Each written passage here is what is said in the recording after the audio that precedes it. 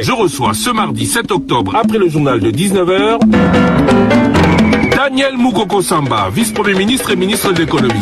Rediffusion mercredi 8 octobre, après le journal de minuit, après le journal de 7h. Chers auditeurs, chers téléspectateurs, bonsoir et bienvenue à votre émission Le Face à Face en direct. L'économie dollarisée de la RDC a vu en 45 jours la devise étrangère perdre environ 500 francs congolais face à la devise nationale.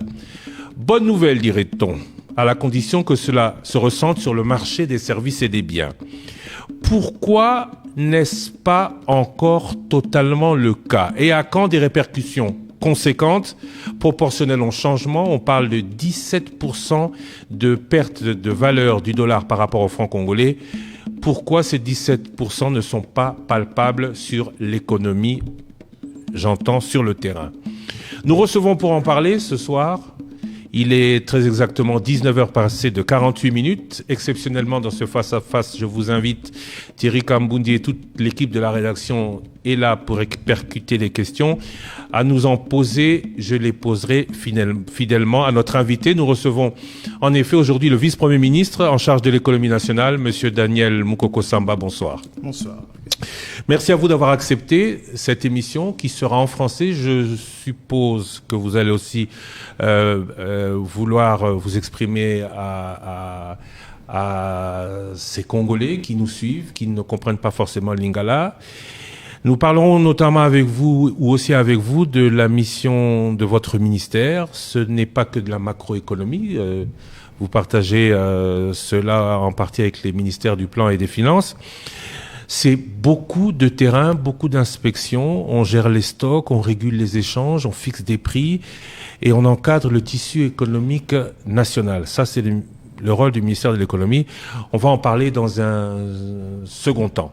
Mais pour le moment, je voudrais qu'on aille dans le vif du sujet. Vous êtes vice-premier ministre depuis maintenant plus d'1 an.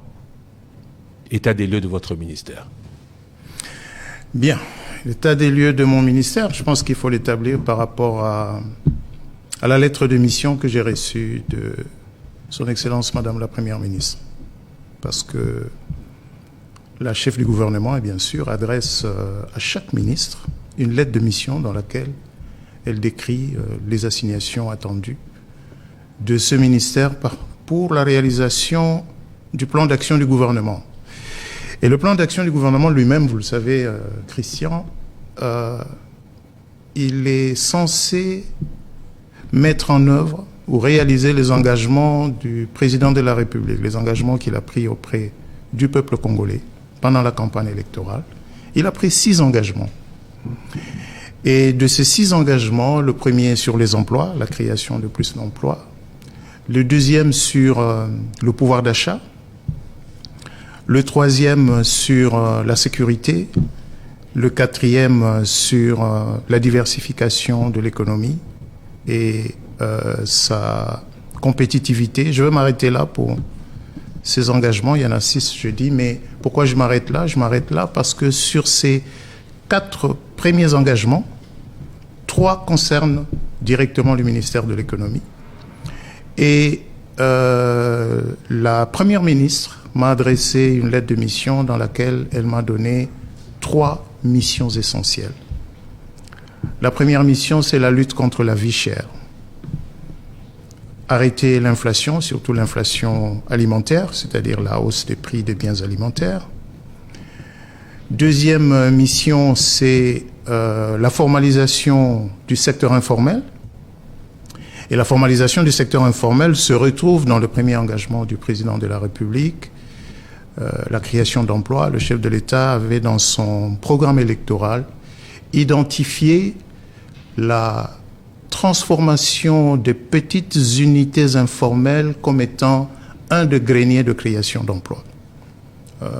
Donc vous voyez bien qu'il y a un lien direct entre cet engagement et la formalisation du secteur informel. Et la troisième mission, c'est le redressement productif.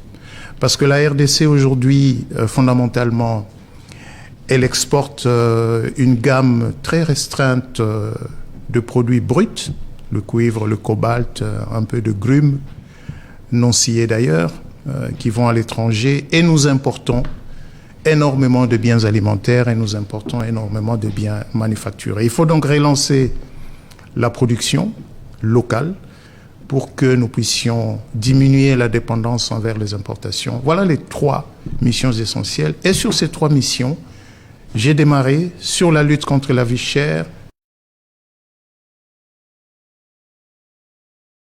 au cours de cette émission. On commence à la lutte contre la vie chère, si Oui. vous voulez bien. Lutte contre la vie chère, alors c'est ce pouvoir d'achat, c'est aussi l'effet du moment, le dollar qui baisse et les prix qui devraient augmenter. Encore que, attention, quand on parle d'augmentation... Les prix qui devraient augmenter. Qui devraient baisser. Oui. Quand on parle d'augmentation du pouvoir d'achat, un dollar qui baisse, pour certains qui sont payés en dollars, c'est une bourse qui baisse. Si les prix ne baissent pas, leur pouvoir d'achat diminue. Donc, il y a une véritable complexité là-dessus.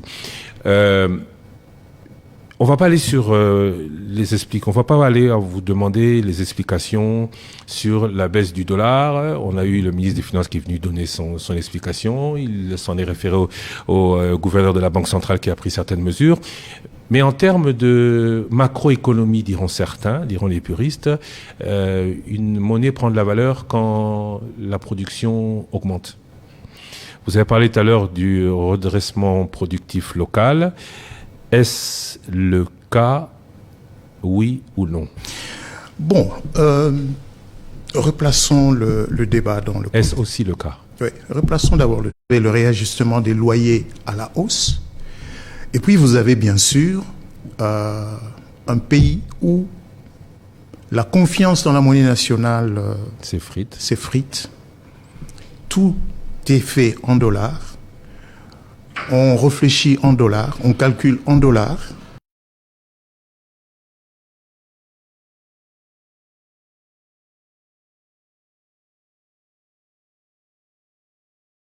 Que l'on sorte de cette dollarisation accélérée.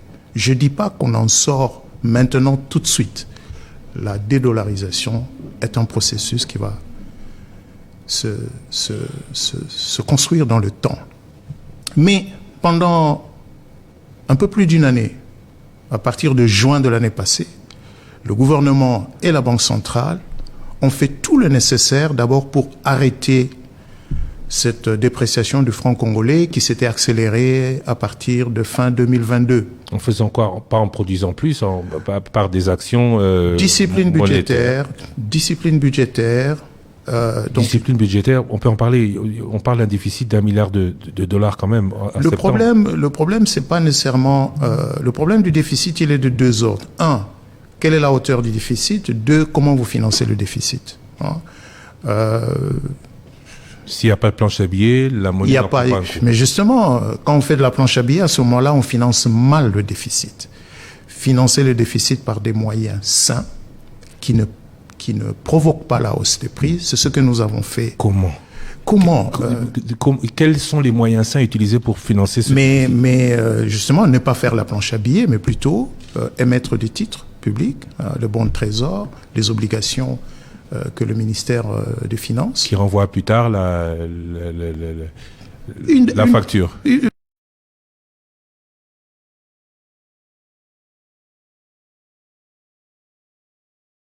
Et je crois que la prudence, justement, dans la politique d'endettement est restée de mise.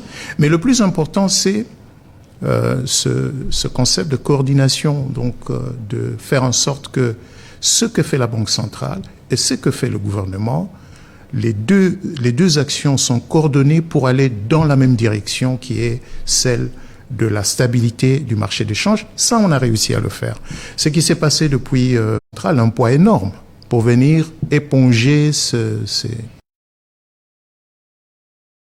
qui tentaient à aller perturber le marché d'échange. Là, la Banque centrale a pris le taureau par le corne avec une nouvelle approche assez classique, bien coordonnée avec le gouvernement et qui produit le résultat que nous avons tous. Injecter les millions, récupérer les réserves obligatoires et faire payer les impôts au même moment. Ouais. qu'elle récupère l'argent des banques. Aspirer des francs, rendre le franc rare et donc le franc un peu plus cher, oui. Conclusion aujourd'hui, c'est des moyens mécaniques et non pas de redressement productif qui font que la monnaie nationale reprend du... C'est un débat. Après, puisqu'on parlait de lutte contre la vue chère, je reviendrai sur certaines des actions que nous avions déjà prises, parce qu'il faut redonner du pouvoir d'achat aux consommateurs. Ce qui se passe aujourd'hui, puisque le dollar recule, les prix qui, d'une manière ou d'une autre, étaient aussi un peu évalués je ne suis pas certain que tous les auditeurs, encore qu'on doit niveler on doit mettre le niveau très haut dans ce débat parce que, attention, il faut qu'on soit... En mettant un peu plus de rigueur dans la structure des prix.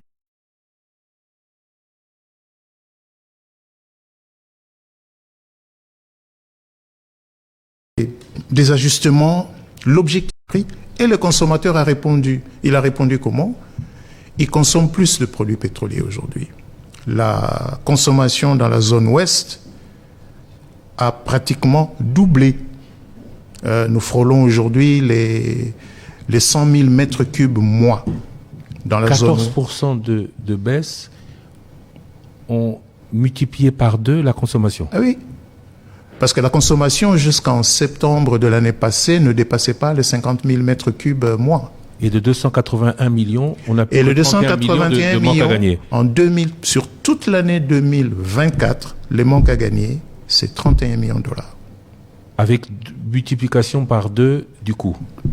Avec multiplication par 2 de la consommation. Dans la zone ouest, je ne parle même pas de la zone sud, où aujourd'hui on a des niveaux de consommation qui battent le record. Vous dites que vous avez fait preuve de plus de rigueur. Oui. Alors maintenant, il faut quand même commencer à dire aux Congolais ce qu'ils ont enduré toutes ces années. Cette baisse de rigueur, c'est quoi? Lutte contre la corruption? Ce qui arrivait souvent. Il arrivait souvent que vous appreniez que voilà, les stations commencent à fermer à 17h. Voilà. Et c'était ça la tactique des pétroliers pour mettre la pression sur le gouvernement afin qu'il réajuste le prix à la hausse. Et on était obligé de réajuster le prix à la hausse parce qu'il y avait des manques à gagner qui s'évaluaient, qui se chiffraient en dizaines, centaines de millions de dollars.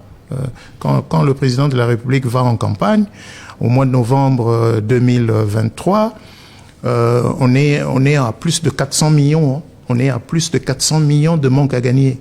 422 millions si ma mémoire est bonne, novembre 2023. Entre janvier et avril 2024, c'est-à-dire avant l'entrée en fonction du gouvernement Souminois 1, le gouvernement a dû payer d'abord par le Trésor près de 70 millions de dollars et puis un premier crédit auprès de banques de 123 millions. C'est cette situation que nous avons voulu enterrer et nous voulons l'enterrer définitivement. Plus d'accumulation de manques à gagner, c'est-à-dire on les calcule de la manière la plus rigoureuse possible. En enlevant quoi? Qu'est-ce qui explique? À qui profitait le crime? À qui profitait? Oui. Je vais vous expliquer. Parce que vous multipliez la consommation par 2, oui. Donc sachant que le manque à gagner, c'est du carburant qui est subventionné. Vous multipliez la consommation par 2, vous parlez de 100 000 mètres cubes par mois aujourd'hui contre 50 000 hier, et le manque à gagner n'est que de 31 millions. On voudrait comprendre. Mais c'est facile. Le manque à gagner, il est généré par quoi?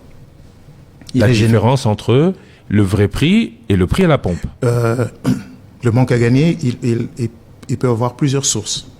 D'abord, le taux de change. Parce que le carburant, il est acheté par les pétroliers en dollars, mais il est vendu sur le marché local en francs. Et dans la structure des prix des produits pétroliers, on met un taux de change. Et généralement, ce taux de change, on le fixe à un niveau bas par rapport au taux de change sur le marché. Pourquoi? Mais c'est parce qu'on veut que le carburant coûte moins cher. Et à ce moment-là, on crée une perte de change. Et cette perte de change doit être remboursée aux pétroliers qui l'encourent. Une deuxième source, ça peut être pour le changement de 2024, le franc congolais n'ayant pas baissé, cette baisse de change n'a aucune incidence. Pour le changement de 2024, laissez-moi expliquer encore très très bien. En fait, vous voulez savoir comment on a baissé le manque à gagner. C'est ma question. On a baissé le manque à gagner en faisant ceci, une chose simple. Il existe un arrêté interministériel signé par 3 ministres, Économie nationale, Finances, Hydrocarbures. Cet arrêté définit le manque à gagner selon chacune de ces sources. Et cet arrêté contient des formules mathématiques. Je dis bien, formules mathématiques. Donc, manque à gagner, perte de change égale. Vous avez une formule. Eh bien, la formule, vous faites quoi? Vous l'appliquez de la manière la plus rigoureuse. La formule n'était pas bonne. Non, la formule, l'arrêté est de 2020-2025. Je peux déjà vous dire que nous serons dans la même tendance qu'on a observée tout au long de 2024, c'est-à-dire des manques à gagner qui sont largement inférieurs à ce qu'on a connu les années passées et qui seront donc remboursés très rapidement pour que les sociétés pétrolières soient dans les meilleures conditions pour continuer à faire leur travail. On n'en saura pas plus sur la multiplication par 2 de la consommation et la division par 10 du manque à gagner. Je pense qu'on a remis dans ce secteur la transparence, le calme, la confiance. Bien. Les pétroliers ont récemment contesté une de ces formules. Eh bien, on s'est assis et on a regardé la formule ensemble. Et on a démontré que la formule était correcte. Débat clos, ils ont reconnu que la formule était correcte et donc nous allons continuer à l'appliquer. Les manques à gagner sur ce point-là précis continueront à être calculés selon cette formule. Et le prix va rester à 2990, il ne va pas réaugmenter. Non, le prix... Oui, il ne va pas baisser non plus. Le prix déjà, il a baissé fin juillet dans la zone sud. Avant même que le taux de change ne bouge, nous avons baissé les prix dans la zone sud. C'était des baisses de 150 francs sur l'essence et je pense 50 francs sur le gazole. Dans la zone ouest, demain, mercredi 8 octobre, oui. les prix vont baisser. Le prix du litre au carburant? Le prix du litre au carburant va baisser de 300 francs pour l'essence, 300 francs pour le gazole. Donc il va passer de 2990 à 2690 pour l'essence et de 2980 à 2680 pour le gazole. Demain soir. Ça, c'est une nouvelle qui est officielle. Demain, le prix du carburant baisse la certification. 2600 moins environ de 10%. 10% de baisse. Ok. Et donc, parce que vous savez, même cette structure, elle n'est pas imposée par l'État, elle est discutée avec toutes les parties prenantes. Ces discussions ont pris fin aujourd'hui. L'arrêté sera notifié par le secrétaire général à l'économie nationale, à la profession pétrolière demain, pour application immédiate. Donc, on fait payer moins cher aux consommateurs. Oui. On a plus de quantité. Oui. Mais le prix baisse. Le prix va baisser. Et vous ne voulez pas qu'on vous pose la question de savoir à qui profitait le crime? À qui profitait le crime? Bon, le crime profitait, on va dire, est-ce qu'on les connaît? Est-ce qu'on peut les identifier? Je ne sais pas. Ce travail d'identification n'a pas été fait. Tout cet argent, vous ne savez pas où il allait. Ben, vous savez... Parce que là, on est dans un environnement, oui, jusqu'à il y a un mois, où oui, la monnaie n'a pas repris la valeur par rapport au dollar. Oui. Vous parlez du franc congolais, oui, et de la récente baisse du dollar par rapport au franc congolais. Oui.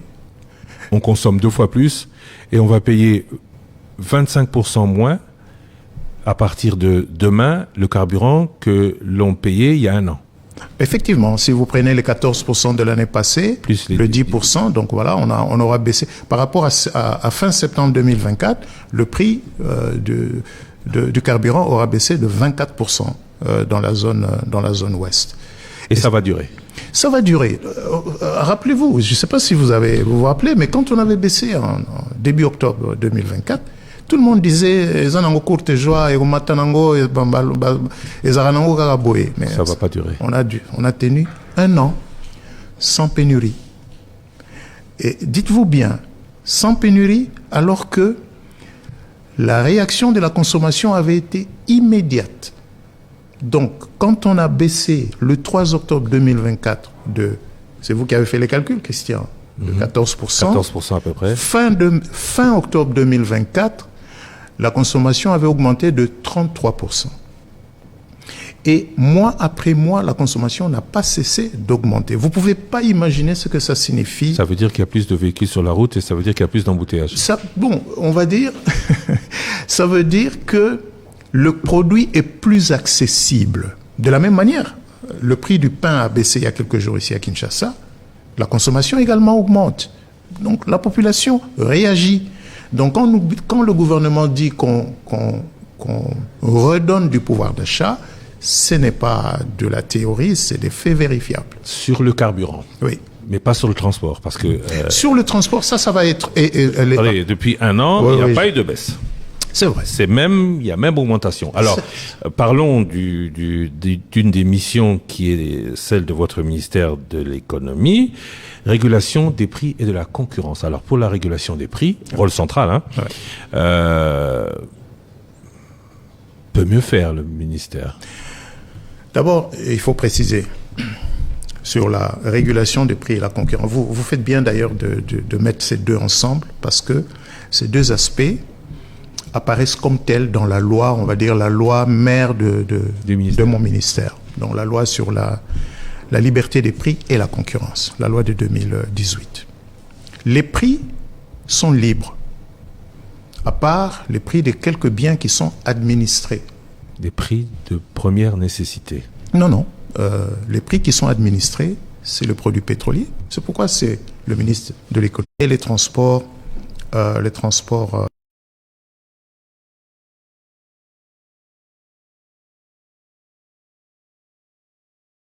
province. Donc, demain, les prix du carburant vont baisser. Il reviendra au gouverneur de province de mettre en place de nouveaux tarifs de transport en commun. Mais je pense que cette fois-ci, le gouvernement central va apporter le soutien qu'il faut au gouverneur de province. Vous avez baissé de 14% l'année dernière. Vous n'avez pas suivi de telle manière que le 14% se répercute dans le transport. L'augmentation du pouvoir d'achat, mais vous avez raison. Il y aurait eu conséquences. Oui, aujourd'hui, on va baisser de 10%, donc en un an, on aura diminué de 25% le prix du carburant. Vous allez laisser aux provinces l'attitude de ne rien faire. Non, je pense que là, sincèrement, là, je vous parle vraiment avec mon cœur et toute la passion que je mets dans ça. Quand je parle de redonner du pouvoir d'achat, c'est quelque chose que nous devons pousser jusqu'à son bout. Je vous donne un cas simple. Quand le gouvernement a baissé le prix du carburant l'année passée, prenons un Wewa. Ce Wewa qui, selon que la moto lui appartient, ne lui appartient pas, je ne rentre pas dans ces considérations-là, mais on va dire, il ramenait combien le soir à la maison après qu'il ait défalqué, ce que lui coûte le carburant, ainsi de suite. Il ramenait peut-être 15 000 francs. Et puis là, il passe à combien? Il passe à 25 000 francs. Donc il a eu 10 000 francs de plus qu'il n'a pas partagé avec la communauté, avec le passager. Cette fois-ci, il va bien falloir que le 10% là, que le 10% de moins que nous redonnons dans l'économie, il faut qu'il soit partagé. Parce que le pétrolier, c'est vrai, quand nous disons que la consommation a doublé, mais ça signifie quoi? Ça signifie qu'ils font aussi un peu plus d'argent. Ils font un peu plus d'argent. Donc de la même manière, les transporteurs aussi faire le travail. Sur une course à 1000 francs, c'est quand même 250 francs. Oui, c'est vrai. Mais écoutez, nous n'allons pas refaire le calcul qu'on aurait dû faire l'année passée. Cette fois-ci, nous allons nous asseoir. Nous avons commencé ce travail ici à Kinshasa. Nous allons nous asseoir avec les ministres provinciaux des transports pour qu'avec les associations, parce que ce combat, il faut aussi le gagner il y a des associations de chauffeurs, il y a des associations de Wewa. Donc, qu'on fasse un peu d'éducation, on va dire quoi, citoyenne, éducation économique, pour dire, même si les prix sont libres, pour ceux qui sont libres, mais ils doivent rester dans des marges qui sont déterminées par la loi. Donc il ne faut pas que ces économies-là soient gardées par les seuls transporteurs. Donc les 14 premiers pourcents on oublie, les 10% on partage. Ça va être la même chose pour les 17% de baisse du dollar par rapport au franc congolais. Et là on revient pas sur les prix du transport, les prix de l'électricité, les prix du carburant et les prix de l'eau. Là, je voudrais qu'on parle des prix des biens sur le marché, qu'ils soient de première nécessité ou pas. 17% de baisse du dollar en les 45 derniers jours.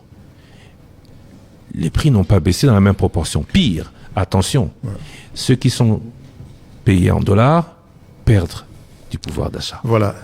À eux, vous dites quoi? Vous promettez quoi? Quel est l'avantage pour eux de voir un dollar qui perd de sa valeur? Qu'est-ce qu'ils vous disaient quand le dollar gagnait de la valeur? Ils étaient contents, puisque ceux qui touchent en dollars touchaient encore plus. Et que disaient ceux qui sont payés en francs quand le dollar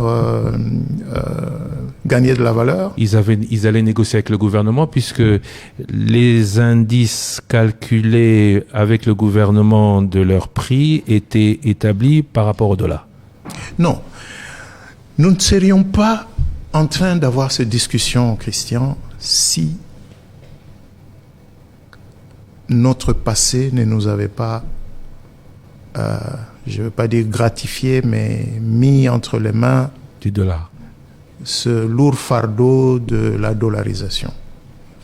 On ne serait pas en train de dire en dollars, en francs, et ainsi de suite. On serait en train de parler de notre monnaie, le franc congolais. On ne serait pas en train, vous et moi, sur votre téléphone, en train de, sur XE ou quoi, en train de convertir, j'ai perdu combien en dollars, je suis payé en dollars. Voilà. Jusqu'il y a quelques semaines, on n'entendait pas des cris. Les gens disaient, dollar est télémie, dollar est instable, dollar est instable. Chacun faisait ses calculs en fonction de ce taux-là. Et puis il y a eu un décrochage. Peut-être que le mot, voilà. Une baisse sensible du dollar. Equity. Les gens disent, ils ont une courte joie. Nous avons répondu en disant, non, c'est sérieux. Ce mouvement, c'est pas un feu de paille. Et il n'est pas consécutif, parce on veut là répondre à une question des auditeurs, il n'est pas relatif à une perte de la valeur du dollar par rapport à l'euro. Le dollar, c'est même ces derniers mois sur sur le marché international de change, parce que le président Trump, il a bien voulu un dollar faible. Est-ce que ça s'est répercuté chez nous? Non. Voilà. Le dollar, c'était...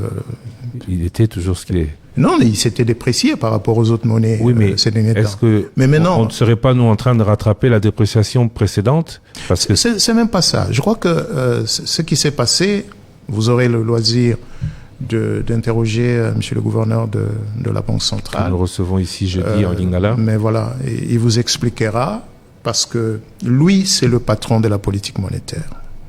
Le gouvernement, il s'occupe des aspects budgétaires.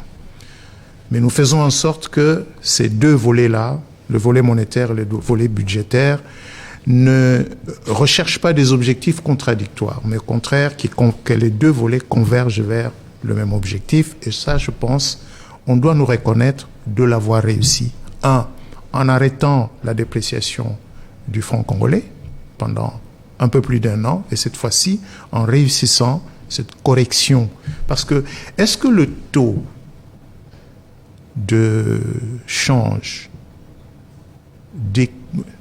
vous allez dire que je suis trop technique là, mais est-ce que le taux devait être à 2850 et peut-être pas 2350 ou 2450, je ne sais pas. Vous cherchez le taux d'équilibre là. Oui. Donc laissons... Le marché a réagi, n'est-ce pas?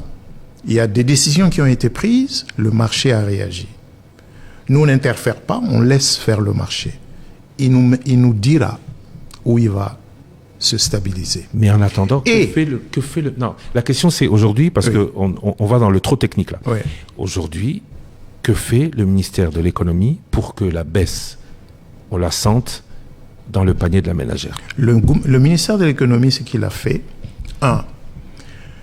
nous avons pensé qu'il était... Nous avions en chantier la baisse de prix des produits pétroliers. Nous avons estimé qu'on aurait plus d'impact si on commençait à, entre guillemets, engendrer une baisse des prix des biens de grande consommation. Et je pense que là, on a commencé à avoir des résultats. Après, on laisse faire le marché tout en surveillant. Nous surveillons les marchés. Et là, croyez-moi, nous prélevons le prix chaque semaine. C'est pas simplement le prix de je sais pas moi, de jus dans les supermarchés. Hein. Donc nous allons sur les Wenze pour voir le prix de mon Pico Pondu, pour voir le prix de Ekolo Masango, Sakombi, tout. Qui nous permet d'avoir l'information pour savoir comment évolue le marché, mois après mois, pour savoir voilà les biens dont les prix sont en train d'augmenter. Et à ce moment-là, on cherche la raison. Les raisons sont souvent parce que c'est généralement des biens importés, c'est les marchés internationaux qui ont bougé, ou bien c'est des saisons, selon que en Namibie ou en Mauritanie, on a arrêté la saison de pêche, le prix d'une pioli va bouger un peu, ainsi de suite. Donc ça, nous suivons. Mais donc ces dernières semaines, on va dire depuis 10 jours, nous suivons, nous voyons que le prix baisse pour le lait, le poisson, même le poisson salé, Oui. Le maïs, lui, il était déjà à la baisse depuis des mois. Hein, parce qu'il ne faut pas non plus qu'on pense que les prix n'ont baissé que maintenant. Vous savez ce qu'on a réussi sur les 15 mois là? On a réussi à faire baisser le niveau général de prix en agissant sur les prix des biens alimentaires de grande consommation.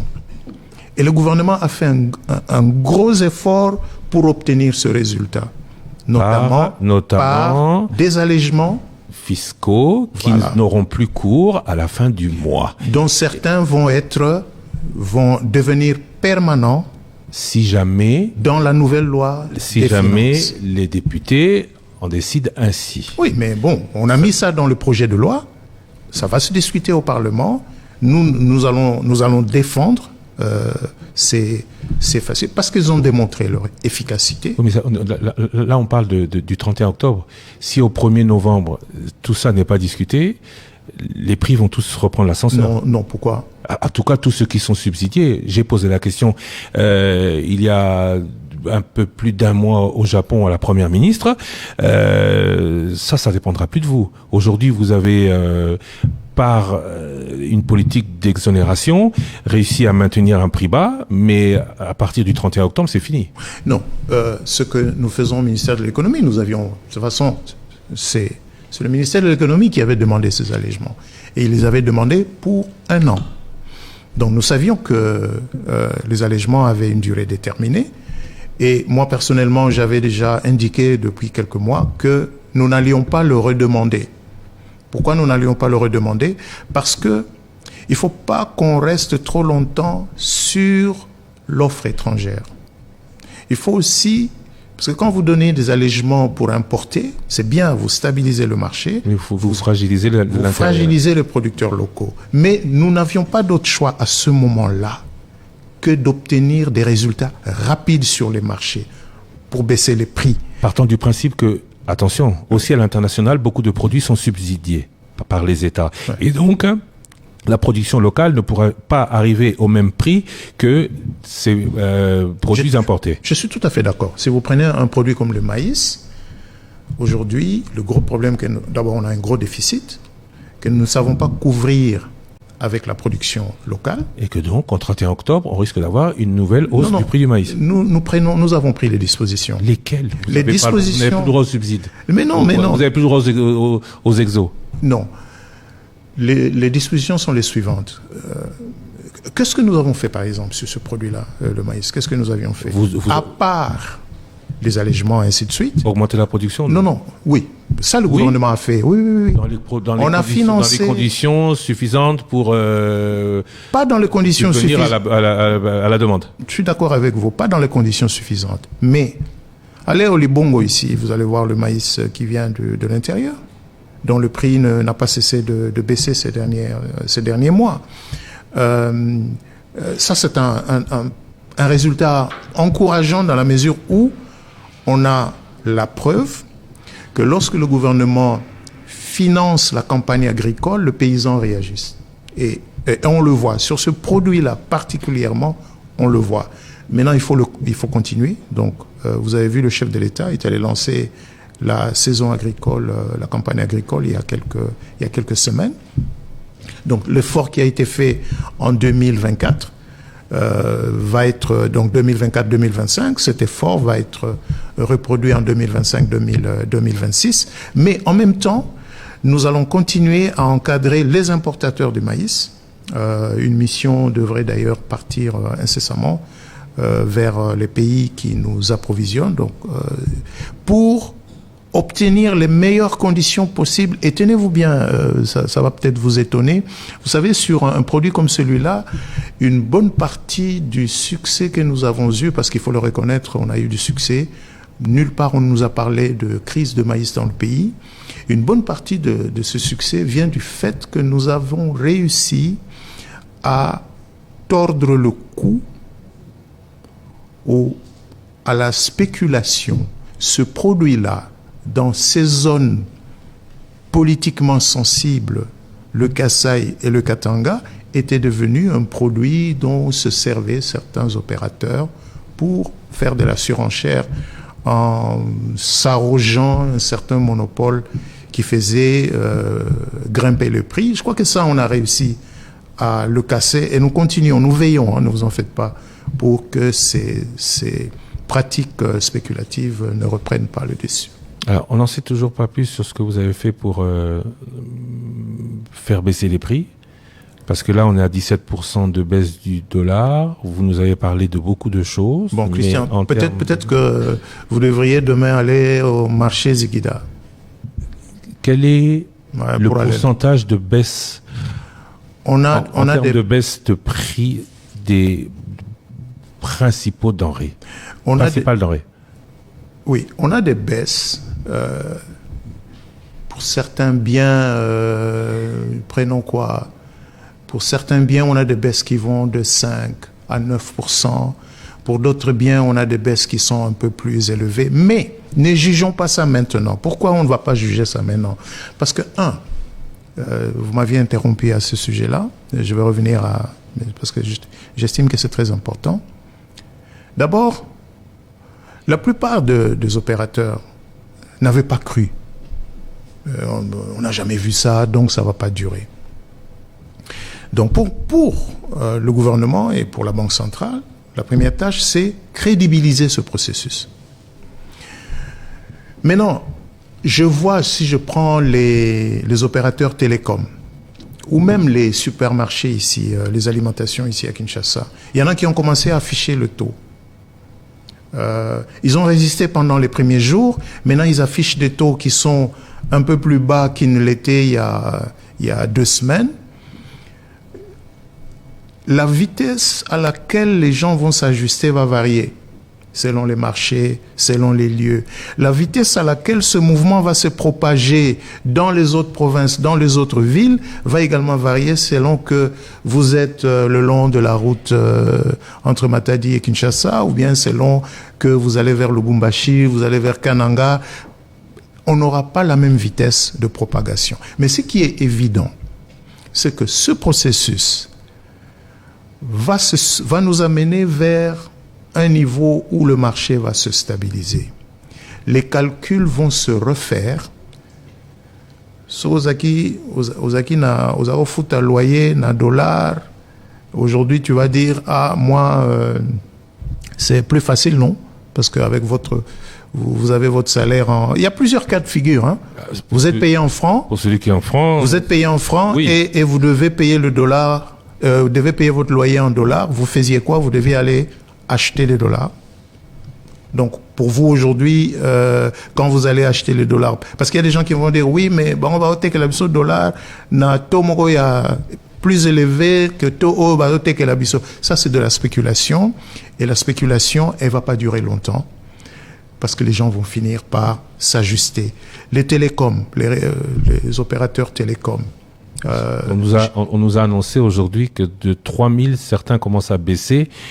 Mais via les monnaies mobiles. Je leur ai écrit hier. Uniquement via les monnaies mobiles. Je leur ai écrit hier. J'ai écrit à tous les directeurs généraux des opérateurs télécoms pour leur dire que ces pratiques ne sont pas des pratiques, c'est pas conforme aux dispositions légales. Vous avez des opérations vous vendez des services. Il ne faut pas à la fois gagner sur les services que vous vendez et gagner sur le change. Donc, les écarts que nous avons notés entre le taux de change sur le marché et le taux pratiqué par les opérateurs télécoms, c'est des écarts qui peuvent nous amener à considérer ces marges comme des marges indues. Donc, je les ai mis en garde. Je note qu'il y a certains qui commencent à ajuster le taux vers le taux qui se rapproche de celui qu'on vit sur le marché. J'encourage ce mouvement, et les récalcitrants, nous avons les moyens que nous donne la loi pour sévir si ces pratiques continuent. Quid des inspecteurs de l'économie censés contrôler les prix sur le terrain? Vous avez dans l'émission de votre ministère la surveillance des marchés et des stocks. Oui. Où en est-on? Est-ce que ces inspecteurs font bien leur boulot? Pour arriver à la conclusion de la première des 3 parties que vous nous avez énumérées, est-ce que la vie est moins chère aujourd'hui en termes chiffrés? Si vous dites oui, de combien en termes d'inflation ont-ils baissé? Je peux donner une réponse macroéconomique plus simple, mais elle ne va pas vous satisfaire, et peut-être elle risque de ne pas satisfaire le... On en posera une autre. Non, mais je vais répondre dans les deux sens. Qu'est-ce qui a poussé le taux d'inflation à la baisse? C'est d'abord les prix des biens alimentaires qui ont baissé. Beaucoup de Congolais ont oublié les fortes baisses de janvier 2025. Du temps des exonérations. On revient aux exonérations. Mais justement, les résultats de ces exonérations... Ils vont arriver à terme bientôt. Oui, mais nous parlons de ce que nous venons de vivre et que nous vivons encore. Il y avait eu des fortes baisses. Janvier 2025. Et puis, une relative stabilité. À partir du mois de mai-juin, nous avons vu des variations parfois un peu importantes, par exemple sur les volailles, le poulet nu, ou bien sur certains biens surgelés, pour des raisons qui ne sont pas celles c'est parce que sur les marchés internationaux, il y a eu des variations à la hausse. Là, on est vraiment, en pareille circonstance, on est sans parade, quoi, parce que nous n'avons pas d'offre intérieure qui peut concurrencer ces biens importés. Donc, de ce point de vue-là, je pense que oui, les prix ont baissé. Maintenant, qu'est-ce qu'on remarque? Je vous ai dit que nous faisons de la surveillance. Pour le faire, nous avons voulu nous éloigner de la réponse macroéconomique que je vous ai donnée, où je vous donne un seul chiffre, le taux d'inflation. Parce que le taux d'inflation, si je dis à quelqu'un le taux d'inflation a baissé, il va dire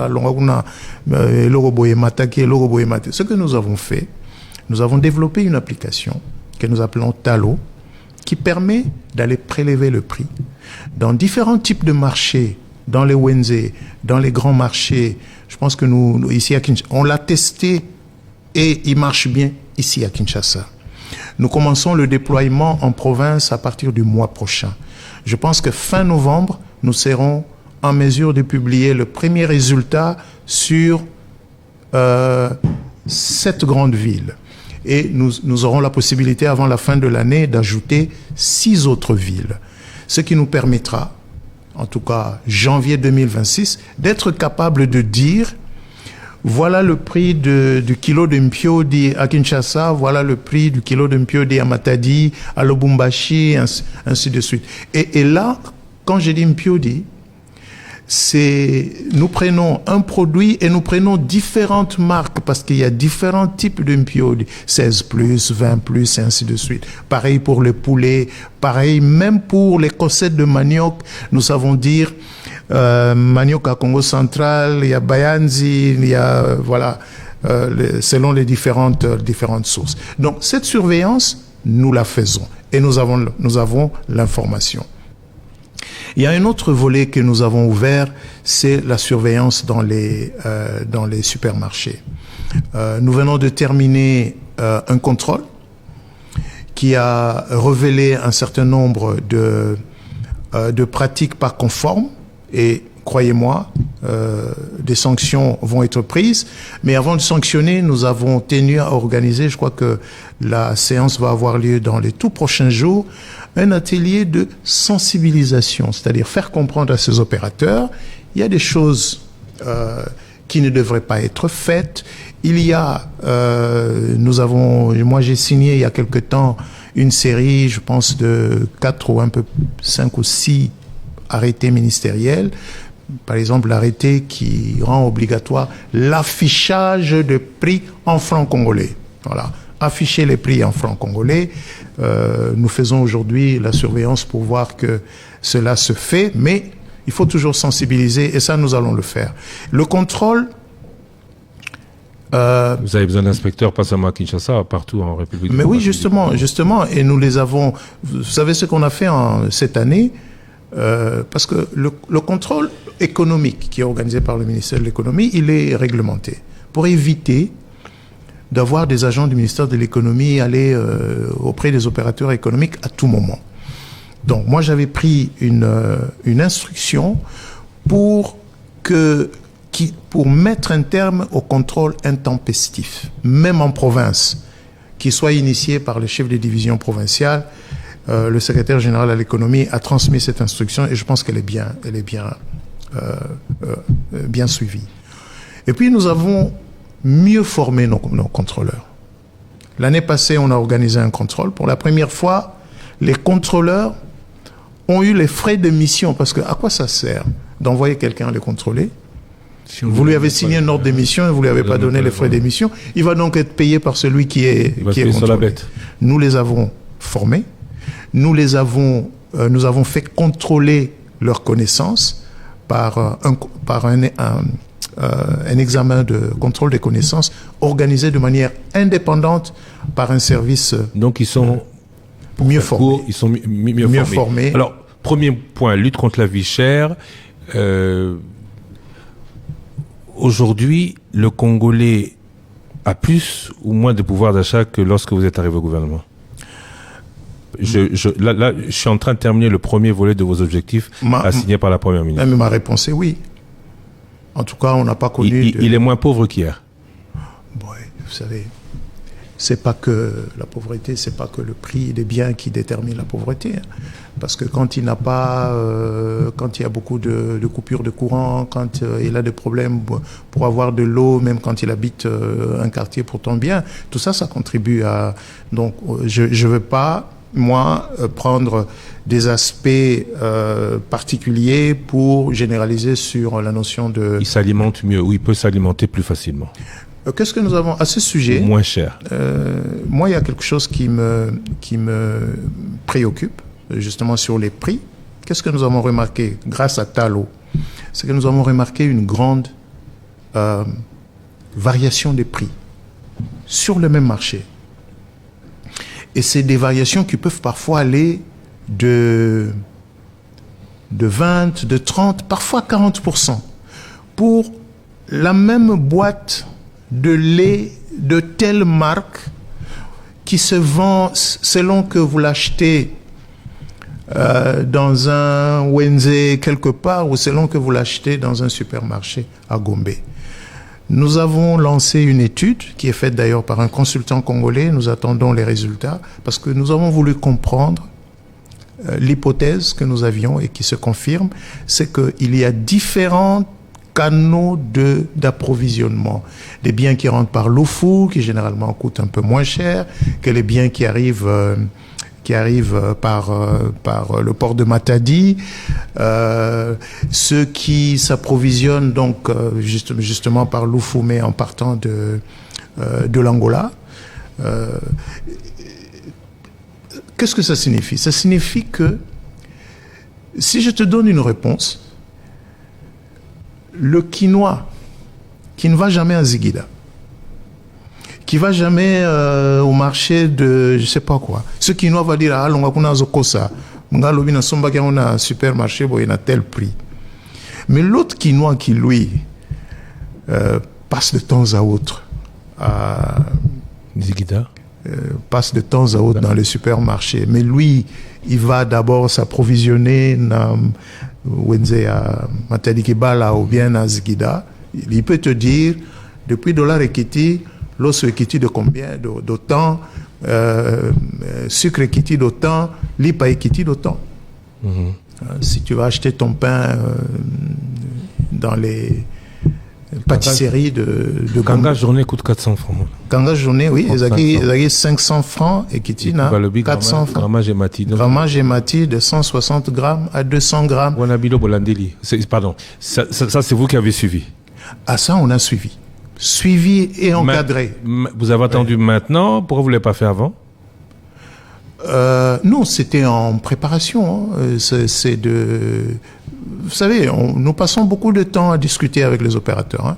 Nous passons beaucoup de temps à discuter avec les opérateurs. Le cadre permanent de concertation économique existe toujours? Le cadre permanent de concertation économique existe toujours. Il se tient d'ailleurs depuis quelque temps des travaux pour l'améliorer. Parce que moi, ce que j'ai trouvé que cette structure était sortie de sa mission.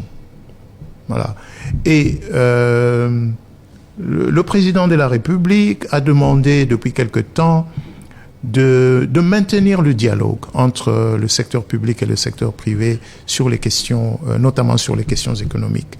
Et je pense que le cadre permanent de concertation économique est la structure appropriée. Mais telle qu'elle fonctionne aujourd'hui, c'est pas le cas et je fais de tout mon mieux pour lui redonner son vrai sens.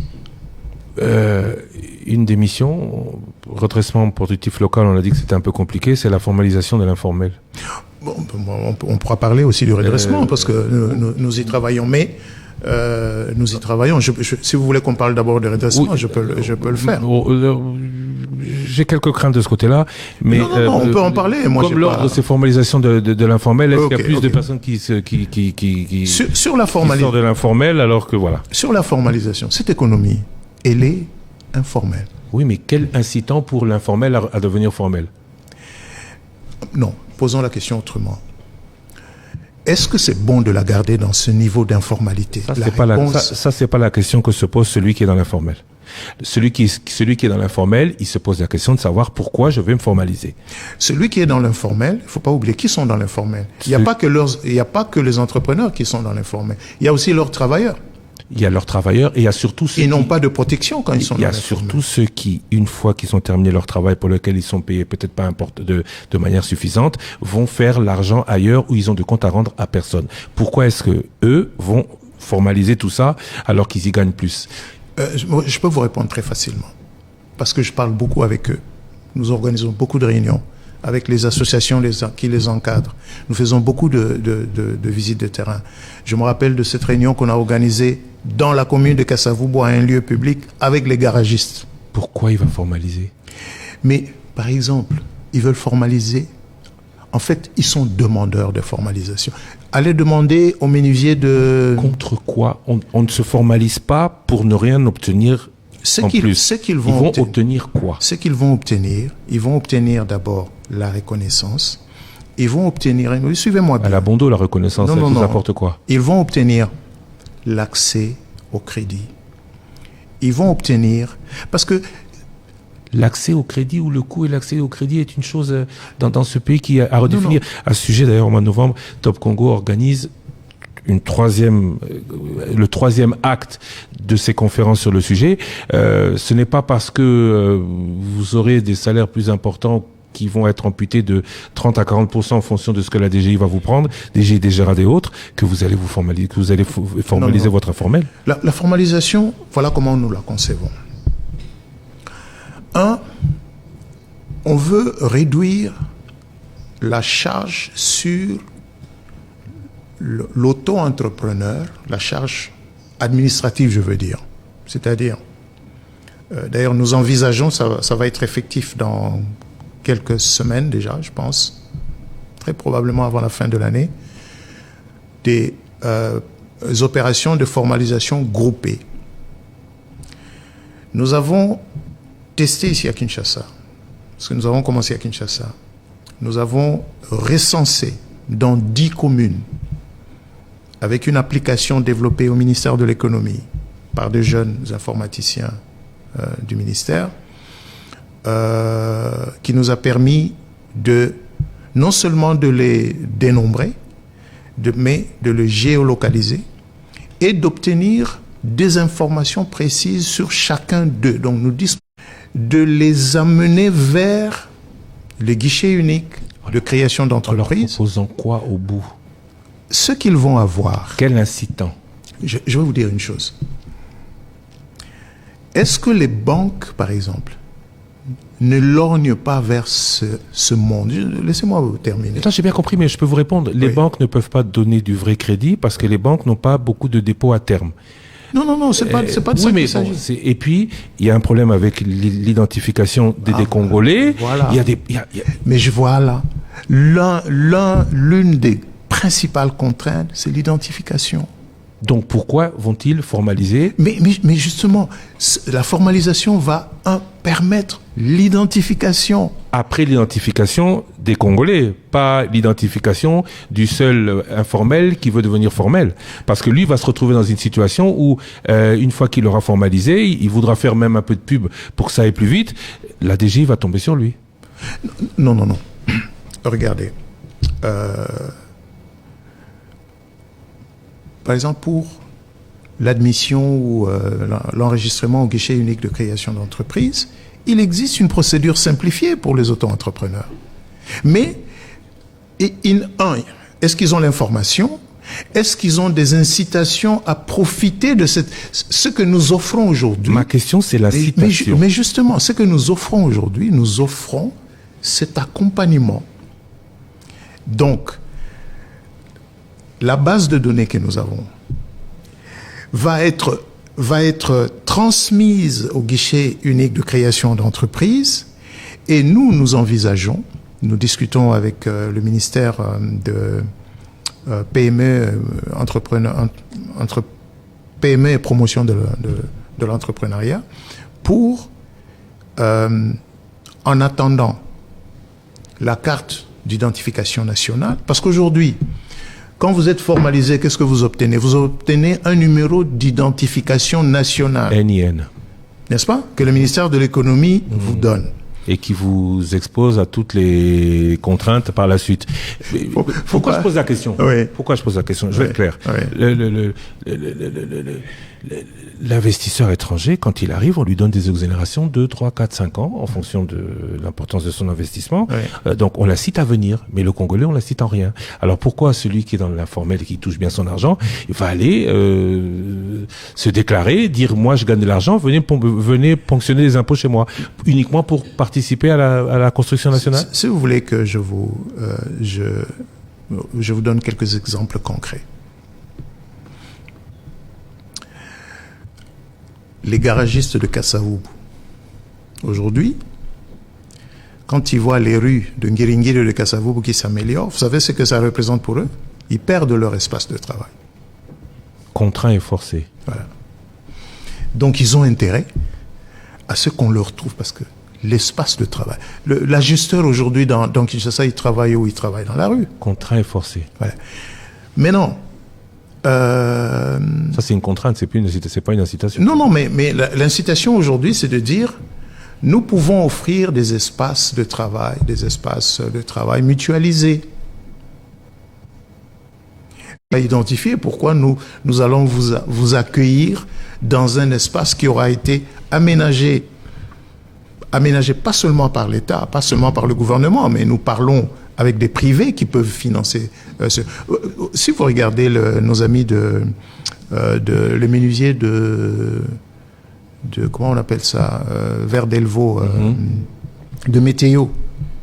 Bon, ils s'étaient installés là un peu sur un terrain qui était, puis au bout des années, ils ont perdu pas mal d'espace. Aujourd'hui, ils sont sur un petit bout de terrain. Ce petit bout de terrain, il peut être sécurisé sur le plan de la propriété foncière, sécurisé, aménagé pour une utilisation plus efficiente. Ça, c'est faisable. Voilà des genres de choses que nous voulons faire, et nous ne voulons le faire qu'avec des entrepreneurs qui sont identifiés, qui auront obtenu, nous pensons d'ailleurs émettre des cartes d'auto-entrepreneurs, comme cela se fait dans certains pays.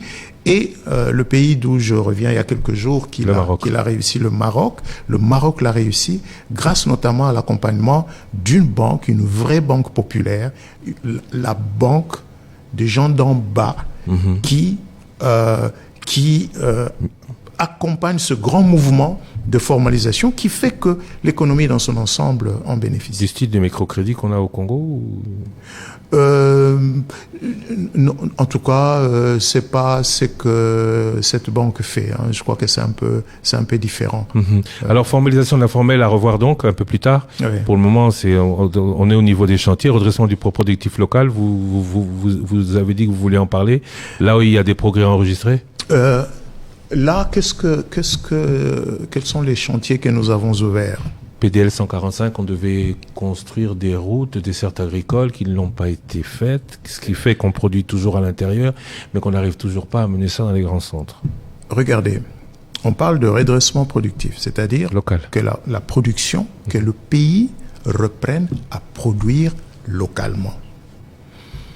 Et là, on peut commencer par des biens que je considère comme des biens stratégiques. Prenons le maïs. Prenons le riz. Je vais aller bientôt au sud Ubangui et à la Mongala. Et l'un des aspects qui m'intéresse pendant cette visite, ça va être le riz. Parce que le riz, nous le produisons. Nous avons des zones dans le Sankourou, dans la plaine de la Ruzizi, ainsi de suite. Ce pays est un pays qui sait produire du riz. Ce riz n'arrive pas toujours sur le marché. Pourquoi? Les brasseries ici à Kinshasa veulent consommer plus de riz local, n'en trouvent pas toujours. Pourquoi? Quelles sont les infrastructures? Voilà. Qu'est-ce qui bloque? D'accord, mais c'est mieux d'aller voir ça sur le terrain. C'est mieux. Une fois que certains l'ont vu, ils vous parleront. Oui, mais vous vous rappelez, l'année passée, j'ai passé 10 jours dans les Kasaï. C'était pas 10 jours pour aller seulement voir, c'est 10 jours pour voir, proposer des solutions. Et je peux vous dire que sur un certain nombre de sujets, on a fait du progrès, on a obtenu le résultat. Mais qu'est-ce que nous faisons aussi par rapport au redressement productif? Il y a dans le pays un certain nombre de grands projets qui commencent à prendre forme ou qui vont bientôt prendre forme. Je donne un exemple, le corridor de Lobito. Il va prendre forme. Le corridor de Kribi, au nord. Voilà. Mais non. À l'équateur. Comment les entrepreneurs congolais, comment les promoteurs de projets congolais peuvent s'insérer dans ces grands espaces économiques? Je vous donne des exemples précis. Depuis quelques mois, j'organise des missions économiques Et je me déplace avec des entrepreneurs congolais. Des gros entrepreneurs, alors.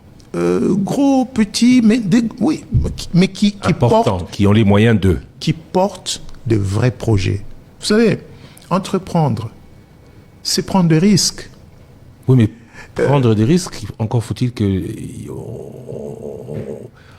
même celui qui a l'idée puisse prendre ces risques. Je te donne 2 exemples.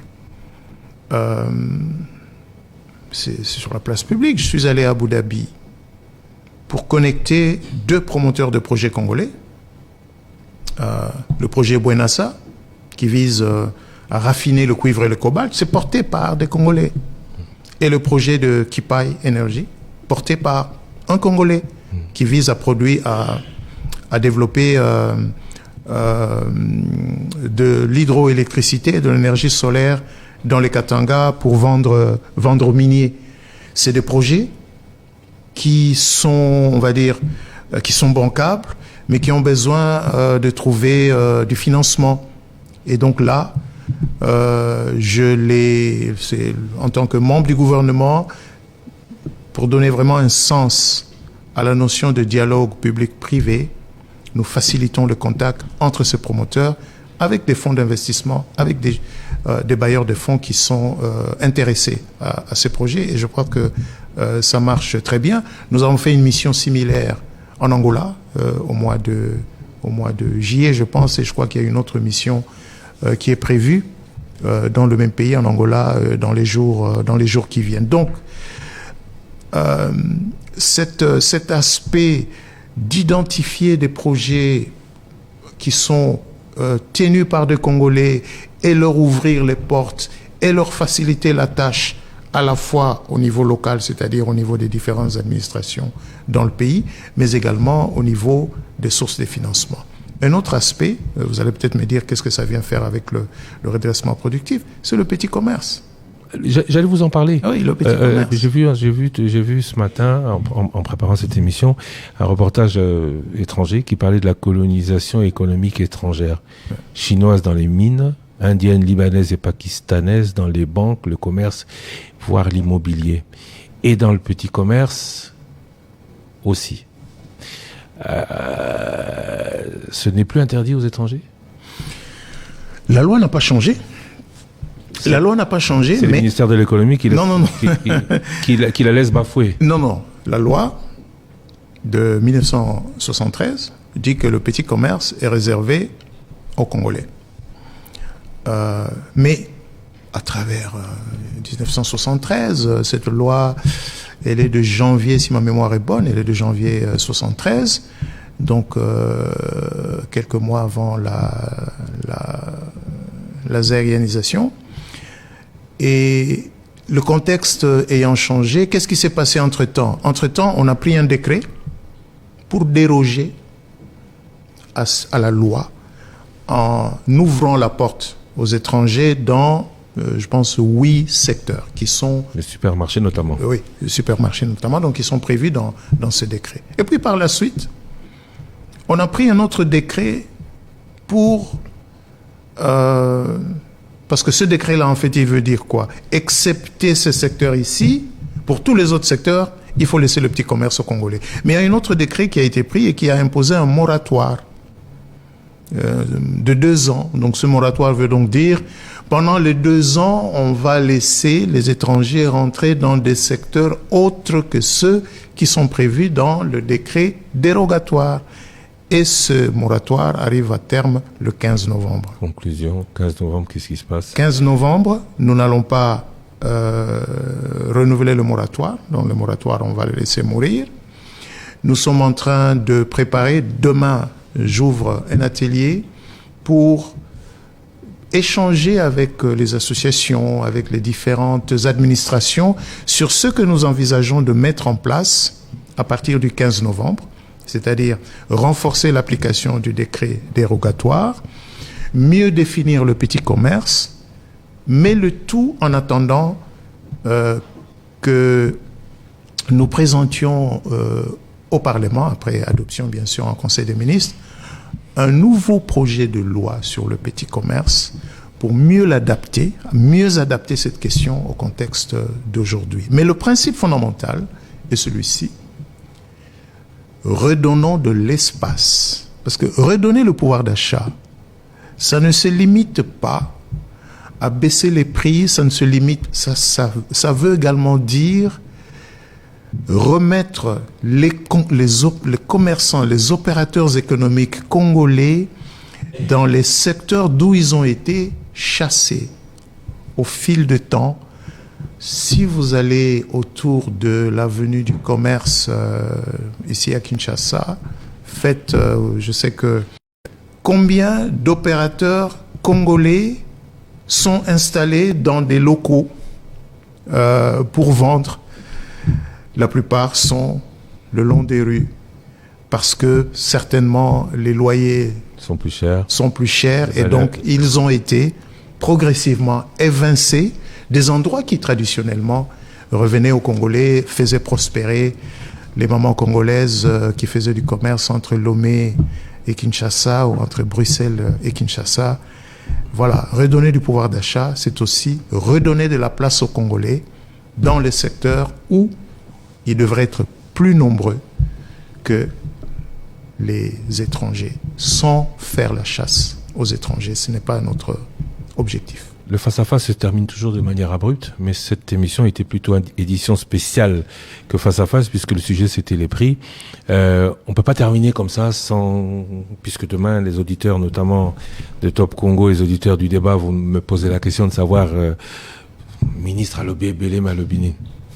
Excusez-moi pour ceux qui vont constater qu'on va changer de langue, au lobby Belé Malobini. Est-ce que Biloko, bon, déjà on a annoncé que à partir à lobby, l'essence des eaux qui t'attendent. Transport, au Yébilanté. Transport, il faut pas quitter. Biloko. Et bandiko kita. Et kita tiwab. Et au kita. Est-ce que beaucoup landela makamao? Toujours landela déjà. Mais au lobby, il y a Liboso, il y a transport, au Tiki, il y a Mi Balende, au Bandagolanda. Il y a transport, on a Tiki wap. Au lobby, 14% première au Tiki. On est en octobre. Oui. Mais Hollanda quitté. Si quoi, il y a 10% au Hollanda. Bon, mais Christian, bongo ministre de l'économie Moutachak a pris à Wewa. Togo mais c'est l'économie nationale.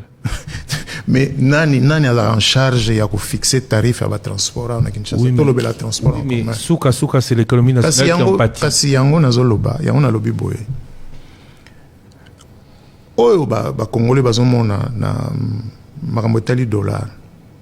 Et ça mingi balobaki eza nango kaka kalate ko matanango yango wana zaka wana token nango boyeti sika yango moko ko telema et au telema et okoba ko kita eza marché te bongo eza biso 2396 à la Banque centrale aujourd'hui, oui, mais contre 2900 kasi eza marché mais et kitatiwa. Mais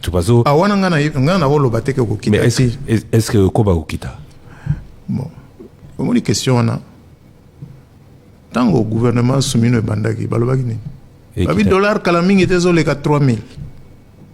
Bosani. Kalate zolé 3000. Oui, mais topé takali solo, topé tapé kali solo économie nationale. Bata le zapé bino. Parlons du change. Ouais. Risque et cause à la queue, tout le cola mususu bazoni ga kokitsa penzate, kokipe ko po bazon di mate que komatisa yango. Po bazon di mate que mouvement automoni wana eza penza ya solo eza penza mouvement moko et botami na ba mesure penza ya solo au banque centrale azo au gouvernement zozwa. Yango tozeb sabango, faites confiance aux autorités. Faites confiance à la banque centrale, notre banque centrale, faites confiance au gouvernement. Bon bah oui futaka bango na dollar bon la bonzo kitate bah oyo bazo futa bango na franc congolais. J'espère que l'état ko le bateau toyokana ki $100 nini moko $100 na 290 le kola dollar réseau qui t'a toto futama na franc oui mais bah qui ça a été parce que c'est toujours... parce que ça répond à des indices non leur azako soit 100 100 pour 100, 10 000, 10 000. Non. Leur 100 est commis, leur 100 000 est commis 80 à lobby à Matsa. J'espère que le gouvernement va le battre. Bon, le col est quitté, on appelle là quitter ça. En tout cas, ce que les fonctionnaires à foutre en franc. Au montagne, il y a un franc. Il y a un franc. Bazo foutre paye ces bandages. Oui, mais j'ai dit, on a le lobby, et c'est au ministre de l'économie nationale que je parle. Qu'à la Ezalaka, on a dit un militaire, par exemple, touche $200 ou $500. Et comment $500, non? $500, il n'y a pas longtemps, c'était 1 million. Dans le budget, il y a l'État. Tout est en francs congolais. Mais sur la base, $500. Il y a des cas voilà. Non, de base, on a zolo belawana. Au moins, il y a un budget, un cadre macroéconomique, un taux d'échange indicatif et ça. Mais les estimations, nous sommes en francs. Ils en ont des dépenses. Tant au budget, tant dans le Parlement. Il y a 2000 milliards de francs congolais. Oui, mais ça, la nini budgétaire, à un moment donné, ce qui est de francs equity, bongisi. Le col à francs et mati, bongissate à la baisse. Christian, yo lobby, auditeur peut-être, mais lo on a lobby pour lobby mingi. Na loba na moi. Libole la on la mukuse. Les ande boy.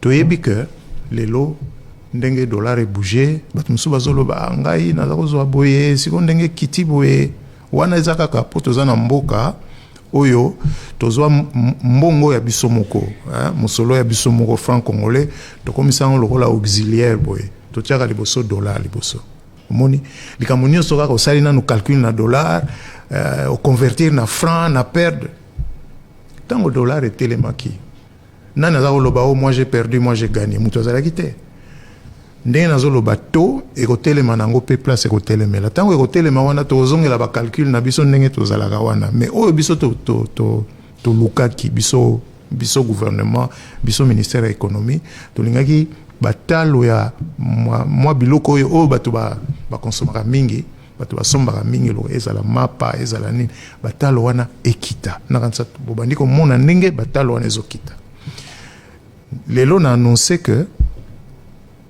au Italie carburant dans la zone ouest, dans la zone nord, lobby mercredi 8 octobre, tolongoli 300 francs. Dans litre ya essence, 300 francs dans litre ya mazout. Natangi ba produit moussouté parce que baisse ça pour ba produit nyons. Et aux ala effectif lobby na pourquoi. Le temps na Moïse, secrétaire général, a notifié ba pétrolier pour ba banda ko changer affichage ya ba prix na ba station ndenge zalaka ndenge tozo kitisa talo carburant to bunda sikoyo talo transport pe ekita pour ceux qui transport ekiti yango pe ko kitisa susu biloko mususu omoni bitumba tozanango mais auto zo senga ezali bato bayeba ke musala ezo salema. Ce n'est pas pour faire souffrir tel poye afutaka loyer na dollar ou bien te yazoka loyer na dollar po batu soupe bazoka loyer na dollar na yoki ba komiko boya dollar ba biso ki boye hein. Ma prière, mon souhait, c'est qu'un jour tous à suna ba débat à boyete franc congolais dollar. Mais ça, c'est maintenant là que nous devons aller. Tous à un débat, on a soutenu, oh non, franc congolais, tous à là, tous au loba, tout ça, mais il suffit que le gouvernement s'impose. La biloco est belé, tout le monde a kao, ceux qui foutent à la carte, il faut à la carte à franc congolais. Pourquoi le gouvernement ne s'impose pas, le ministère de l'économie, les affaires foncières, pourquoi on ne fixe pas les loyers, l'obligation des loyers en franc congolais, non plus en dollars? Il y a un processus au banda. Au moins, pour un banda processus wana, faut, au moins, sugi, au banda mbangu. Faut à la moi, faut à nous stable, pour ban poki mambangu. So banagine tuningo kweya okima okweya. Donc moi stabilité wana to kenango méthodiquement malembe poto bana ko zongisa francs congolais, c'est un combat de longue haleine. Na lobité que to sisango na mwa moko to na mbula moko et kozwande temps. Mais pour to longa, il faut confiance des ala. Confiance du Congolais dans la monnaie de son pays, confiance du Congolais dans les institutions de la République. Nouvelle structure des produits pétroliers dans la zone ouest. Appréciation du franc congolais. À quand celle des prix des biens de première nécessité? Le petit commerce est-il toujours réservé aux seuls Congolais? Face à face spécial, en direct. Je reçois ce mardi 7 octobre, après le journal de 19h, Daniel Mukoko Samba, vice-premier ministre et ministre de l'économie. Rediffusion mercredi 8 octobre, après le journal de minuit, après le journal de 7h.